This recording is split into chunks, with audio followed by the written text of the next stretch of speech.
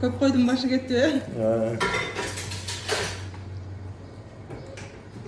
Ар дайым баягы туугандар арасында мал сойгондо эле сени сойгузса керек э? Эми үйдө өзүбүзгө сойгондо туугандарга жамандык чакыштырбайбыз дегендей. Баягы өзүң тур деп коет. Баягы этти устукандап конокторго тарткан учурда дагы өзүң турасыңбы? Ал жагын билесиңби, жиликтерди кандай тартылат? Эми билем, кичине анчалык жакшы эмес. Чоң марекелерде башкаларды тургузат окшойт андайга,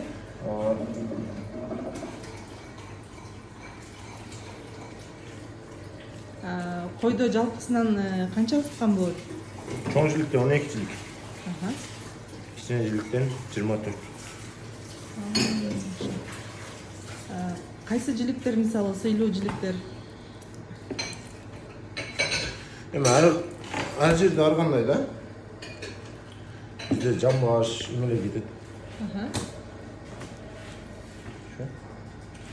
Жамбаш, кашка. Аялдар үчүн кайсы жиликтер? Уча. Көбүнчө эми уча тартылат да. Кыздарга? Кыздарга кабырга, пабырга дегендей. Сыйлуу кызгачы, мисалы төркүнүнө келген сыйлуу кызга кайсы жилик тартылат койдун?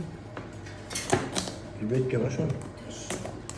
Төш тартылат, моюн. Көбүнчө эле ошондой тартылган билет да.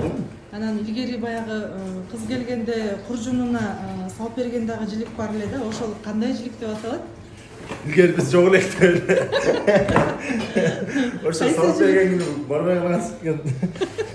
Салып берген. Мен угушум боюнча карчыга, куржунга салып берген жилик э? Көбүнчө эле кыздарга куюмчак менен улой алып кишилерге Ал дасторкон үстүндө тартылат. куюмчак анан карчыга кетет да. Баягы куржунга деп коет, азыр сумкага эле салып калышты. Пакетке салат деп коем. Карчыга болсо керек ал.